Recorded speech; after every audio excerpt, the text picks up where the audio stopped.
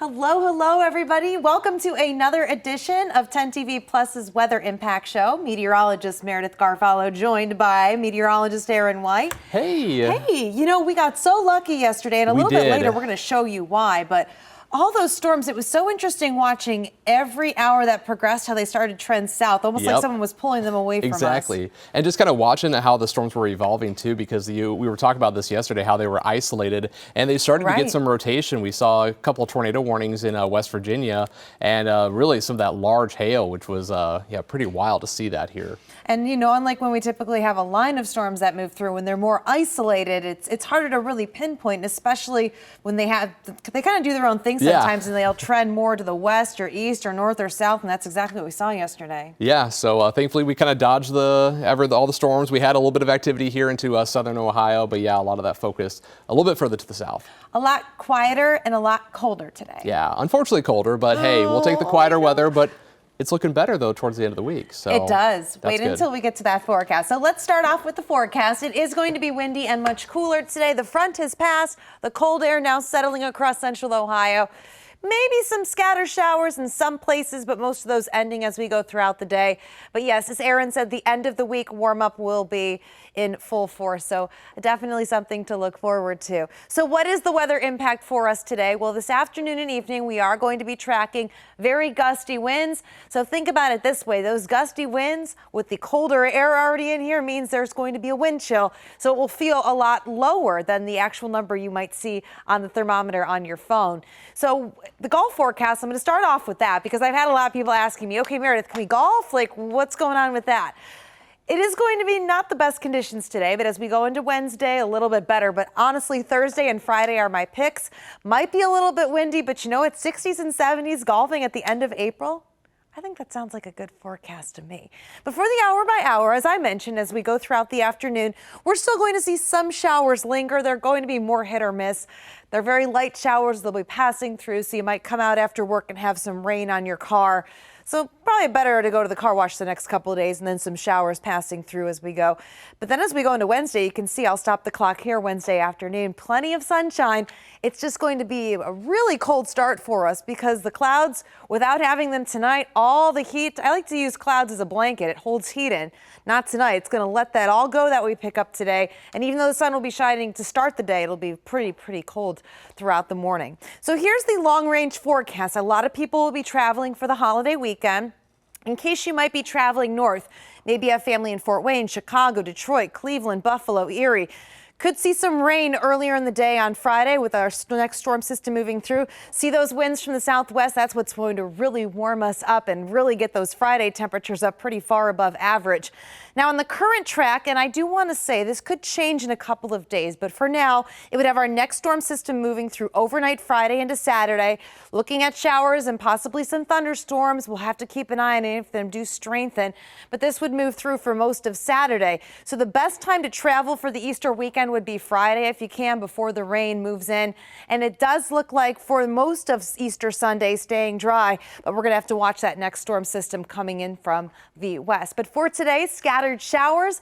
52, we already hit that, so we're going to be in the 40s for the rest of the day, and now that the winds have picked up, our feels like in the upper 30s to low 40s. Now tonight, with those winds, our feels like overnight will be at or below the freezing mark, but then the sun comes out in full force for us tomorrow, mostly sunny, 57, so we're slowly going right back up. Our average high this time of the year is in the low 60s, and you can see we finally get above that on Thursday, but how about that forecast on Friday, right? Close to 80 degrees. And Aaron and I were talking about this, but some models actually have it getting even warmer than 79. I don't know. I mean, I know it's way too early to open the pool, but that's the kind of weather I'm like, okay, bring me my my little lemonade and some sunglasses to lay outside. Yeah, you got the sunshine, the warm temperatures, might as well. And yeah, looking at the forecast overall, nice to see that trend going up and up here as we go through the week, especially after tonight, that 36. Oh, no, thank you. Not Bring ready me for a that. big warm sweater. I'm going to lay in that tonight. But hey, good trade-off with that 79 here by Friday. Seriously. Well, if you see behind us, and maybe we can take this graphic full on the weather computer, we actually have a chance that some parts of the Midwest could see the aurora tonight or even into tomorrow. Yeah, so kind of cool what happened here just on Sunday. There was a solar flare and a corresponding coronal mass ejection. That's what it's called scientifically. It's just an ejection. A lot of energy coming from the sun. So as that interacts with the Earth, we get the aurora. And when it's strong enough, we can see the aurora a bit further south. And this one's going to be not super strong like we had back in October, but still strong enough that some parts of the northern U.S. could see the northern lights. So, you know, I think your better chances would be further north. Maybe you'd have to drive up to more along the lakefront. But, you know, sometimes these storms super energize. I mean, you think back to the Gannon storm in May, and how powerful that storm got and how many people were able to. I saw the aurora. I don't know if you, in Minnesota, you must have. Yeah, coming from Minnesota, saw it so many times. Back in May, also back in October, saw it actually 4 days during 1 week, which was kind of remarkable to see. And actually, might be hard to see, but there's one of the photos. So, I see the colors. Yeah, you can kind of see the color there a little bit. Sure. So it doesn't reflect. There you go. So yeah, some nice green and red, and yeah, definitely a cool sight. So hopefully we'll get the chance here tonight. Well, speaking of amazing lights and sights, how about CBS Morning's co-host Gayle King, now safely back on the ground after spending several minutes amongst the stars. She was part of the first all-female crew above Blue Origin's rocket, which is Jeff Bezos' company. Now get this, they flew 60 miles above Earth for an 11-minute trip. That was it. That was all it was. So round quick. trip, I know. And, you know, space tourism actually took off in 2021, launching a new commercial space era. So far, nearly 120 civilian astronauts have gone into space. What got to me was how calm I felt, because I really was, I can't stress enough, guys, how terrified I was. But it was so calming to me, and it was so peaceful. Now, the flight allowed this crew to collect data. Listen to them. Doesn't that just give you chills, Aaron? Oh, yeah. My heart was like kind of racing for them just watching the video and stuff. And they got a whole new perspective on Earth. It is on my goal. Rocket girl, going to go to space in the next 5 to 10 years. So would you go to space too? Oh, 100%. If I ever had the chance, I would definitely go. We need to get a rocket. Yeah. Well, we have one more exciting story for you today. If you have high school juniors and seniors, get this, they have a chance to shoot for the stars this summer. All right. Here's an exciting opportunity for them.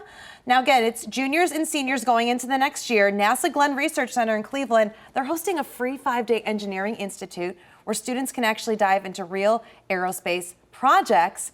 Now, the sessions are happening in July, but you better act fast. The applications are only open from now through May 9th. I know there's a requirement that you have to meet with the GPA and whatnot, but hey, if your kids want to be engineers, why not go up to Cleveland for a few weeks and work take at the NASA, opportunity, learn a little bit, and have some fun, because I mean that sounds like a really fun opportunity. So yes, oh, it's great. We're so much exciting things happening from space to Earth.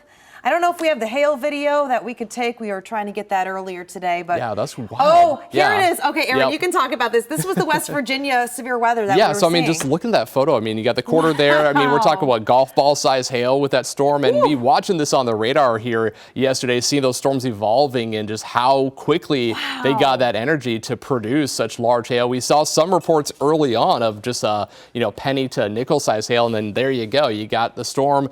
Enough energy, dropping golf ball size hail, and we just kind of dodged that. There's the video. You know that's doing some damage to some cars.